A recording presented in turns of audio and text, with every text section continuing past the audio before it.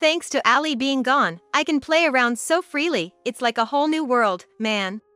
Yeah, seriously, thanks for being gone, Ali. My son's words made me pause. They were exactly the same as what was written on a photo I saw in my daughter-in-law's coffin. Maybe, just maybe, that terrible prank wasn't actually my son's doing. As I began to think about it, I couldn't shake the feeling that my son was suspicious. After seeing the two off for their outing, I decided to search my daughter-in-law's room to see if there was anything left behind. There was no doubt that my daughter-in-law's passing was an accident. But I couldn't forgive their attitudes, and I couldn't shake the thought that something else might have happened. Even though it was just a matter of duty, I desperately searched, relying on my mother's intuition. In the sparsely decorated room, I found a diary. Ali, sorry for reading this without permission. I apologized silently as I flipped through the pages. With a tense expression, I continued reading the diary, hoping to find some truth. What was written there far exceeded my expectations, detailing numerous horrible events. Are you kidding me? Harry wasn't the only one, but even my husband was involved in such things? What I found there were numerous heinous acts against the two daughters-in-law that I didn't know about. Instead of showing remorse, the attitudes of my husband and son seemed to worsen, prompting me to seek revenge. I'm Violet. I'll be 62 this year. I've been living with my son's family, and I thought we got along reasonably well. But it all fell apart suddenly. One day, my daughter-in-law got into a traffic accident and became a victim. With only my son Harry left, Ali, my daughter-in-law, was like a precious daughter to me. Ali lost her parents early, and she had looked up to me as a mother figure. Despite her gentle demeanor, Ali, who was considerate and kind, was so dear to me that it wouldn't be an exaggeration to say I cared for her more than my son. Losing such a cherished daughter-in-law left me in despair for a while. Mom, we also have to prepare for Ali's funeral, so please don't stay down forever. Be strong. Yeah, you're right. We need to stay strong. Ali wouldn't want us to be distressed. Urged by my son, I finally faced Ali's accident and began to deal with the procedures. I was so deeply saddened that I couldn't understand at the time why my son seemed so unaffected. On the day of the funeral, I cried until my eyes were swollen red. Ali was a hard worker, diligently working at my relative's company. I heard about what a thoughtful and kind girl she was, and the funeral was attended by many relatives who mourned her loss. Thank you so much for everything. Thank you for being my daughter. As I bid farewell to her while saying those words, I couldn't help but notice a photo inside the coffin. Taking it in my hand, it was a family photo taken when we went on a family trip. Someone must have thought it was a good idea to include it. That's what I thought, but strangely, Ali wasn't in the photo. It wasn't originally taken without her. She should have been at the far edge of the photo, but she was cut out. Curious, I absent-mindedly flipped it over, and handwritten words jumped out at me, "Thanks for being gone." Shocked by the unexpected and horrifying words, I let out a gasp and sat down right there. Mom, what's wrong? This. I showed the photo to my son, pale-faced. My son's eyes widened in surprise, but he quickly dismissed it, saying, "It's just a prank," and pocketed the photo, returning to his seat. I couldn't believe my son's reaction and instinctively called out to him, raising my voice. Just a prank? That's ridiculous. Who would do something so insensitive in a place like this? Please, be quiet until the funeral is over. We can talk about it later. Talk about it later? How can we possibly calm down when there might be someone here capable of doing such a thing? Ali deserves better. I pleaded desperately with my son, but he shook his head, refusing to engage with me. Instead, he seemed to find my raised voice in such a solemn setting irritating, even giving me a look of annoyance. Feeling convinced that there was someone with malicious intent who had put this photo in Ali's coffin, I couldn't calm down. Driven by confusion, I rushed out of the funeral hall, pulling out my phone to call the police. Anyway, there's someone here who did something so malicious. I'm sorry, my mother is just very distraught. She's not herself. The officers who arrived listened empathetically to my story, but they said there was no way to determine who had put it there. Even when I explained that my daughter-in-law was killed in a traffic accident and that the driver responsible had already been caught, and there were no leads on any other suspects, the police officers just looked puzzled, as if they were at a loss. Hey, can't you calm down already? Making such a fuss like this won't let Ali rest in peace. Yeah, Mom. Dad's right. Furthermore, my son and husband, the very people I needed support from, started calling my agitation over a mere prank embarrassing. My gentle husband and son, who tried to calm down their distraught family member who had lost important loved ones. That's how it must have looked to the police. But from my perspective, it was far more terrifying to see the two of them acting nonchalantly despite what had been done during our family member's funeral. Hey, why? Even if it's just a prank, it's malicious. Why can you stay so calm about it? Just because. Making a fuss like this won't make Allie happy. Yeah, exactly. What's the point of trying to find the culprit? Perhaps to the other mourners at the funeral, it may have seemed like I was just making a scene for no reason. After being told by other relatives to calm down, I obediently returned to my seat. Despite it being a family funeral, the fact that the two of them didn't shed a single tear made me suspicious beyond belief. They promised to talk after the funeral, so I managed to keep myself strong at least for the duration of the service. I had to bid farewell to my precious daughter-in-law properly. With that sentiment in my heart, I tightly gripped my handkerchief throughout the funeral. After returning home from the funeral, I finally had a conversation with the two of them. When I demanded to find the culprit who put that photo and make them apologize to my daughter-in-law, they exchanged glances and shook their heads, saying something outrageous. Isn't it possible that Allie might have earned someone's grudge? What are you talking about? Anyway, since it's just a prank, there's no need to make such a fuss. Allie can't do anything about it now. With that, they chuckled and left without listening to me any further. Even though they should have been important to each other, why did they become so cold? I couldn't understand and could only feel disappointed in them. After the funeral, they didn't even pray in front of Allie's photo, and they frowned at me when I did it, showing their disdain. Maybe one of them wasn't the one who put that photo. As such thoughts crossed my mind, they started doing things that seemed to confirm it. My husband, who had always enjoyed activities like horse racing, and my son, who had been influenced by him. Since the funeral, they had been going out to play quite frequently. I must say, you two seem to be having quite a good time. Must be nice to have such a good budget for outings. We're doing okay as usual. It's just that we got some money for entertainment purposes. Where did you get that money from? It's from Allie's insurance. I was speechless at my son's casual remark about something so outrageous. Of all things, these two had referred to the insurance money from the deceased family member as money for entertainment. Unable to say anything in response to their heartless words, I lost faith in them. While I stood there pale-faced and speechless, they continued speaking with a laugh. Thanks to Allie being gone, we can play around so freely, it's like a whole new world, man. Yeah, seriously, thanks for being gone, Allie. My son's words made me startle. Come to think of it, the same words were written on the back of the photo I saw that time. I began to wonder if my son had actually done it, and I couldn't help but feel increasingly suspicious of him. After seeing the two off for their outing, I decided to search my daughter-in-law's room to see if there was anything left behind. It had been left untouched since the accident. I searched through my daughter-in-law's room, looking around everywhere for anything that might have been left behind. Despite being repeatedly urged by my son and husband to clean up quickly, I couldn't bring myself to tackle it right away and left things as they were. It was in that sparsely furnished room that my son's character became apparent. I found a diary.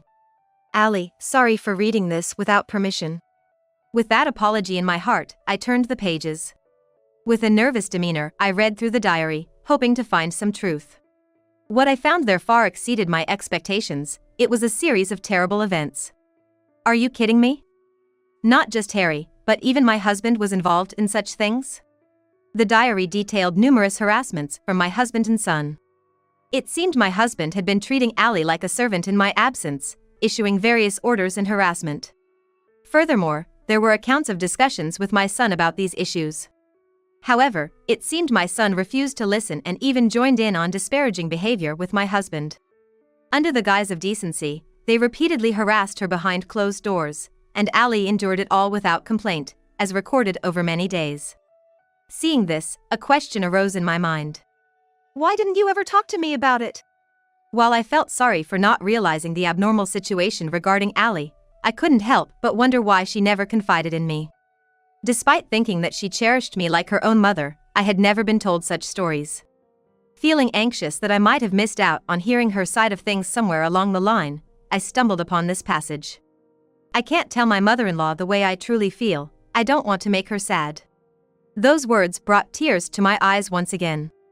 This kind-hearted daughter-in-law couldn't possibly have earned resentment from anyone. In the latter part of the diary, there were conflicting thoughts about whether she should consult me.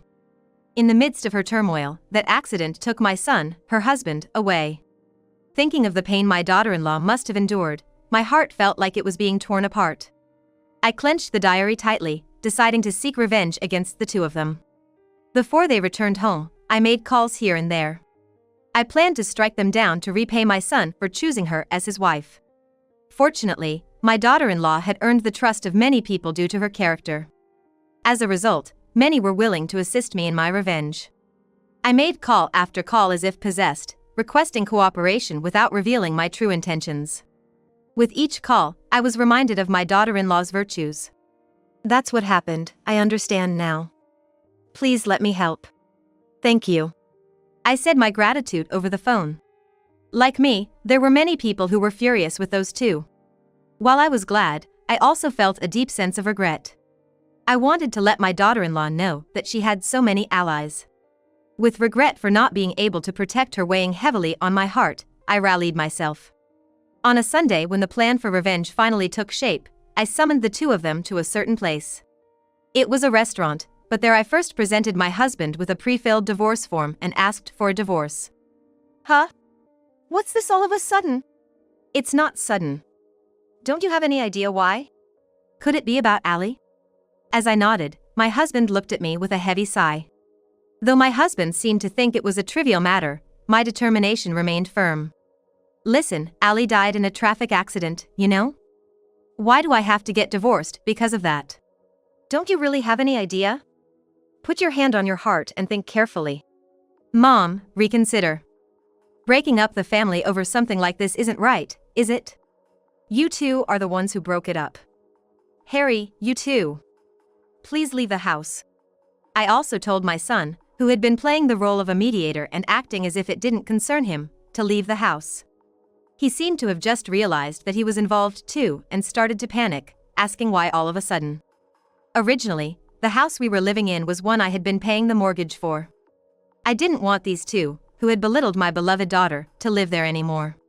When they realized I was serious, they started apologizing to me in a conciliatory tone. We're sorry about the prank. If you need money, I can share some of the insurance money with you. Yeah, why don't we ask the people who attended the funeral right now?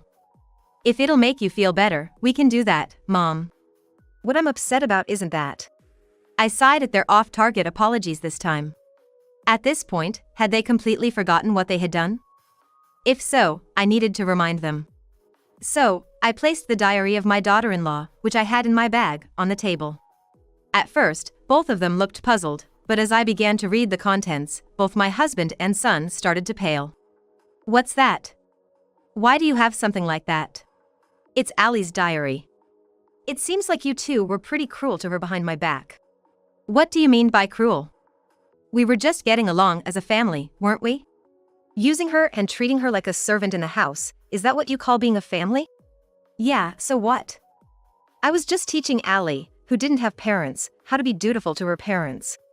The one who first showed his true colors without any remorse was my husband, Tom. He said things like he had been doing his daughter-in-law a favor by treating her like a servant, without feeling sorry at all. It was the first time I felt like slapping that detestable face of his. As for my son, Harry, he was stumbling over his words, trying to justify himself once the truth came out. After some pressing, he finally admitted that he had been influenced by his father's attitude. Despite making excuses, I was disappointed by their attitude, as if trying to imply that my daughter-in-law was also at fault. In the end, both of them concluded that my daughter-in-law wasn't part of their family at all. In my heart, I apologized to her, acknowledging that she hadn't been treated like family by them. Well, you know, I got mad because Allie seemed to be getting too full of herself, thinking she was better at work than me.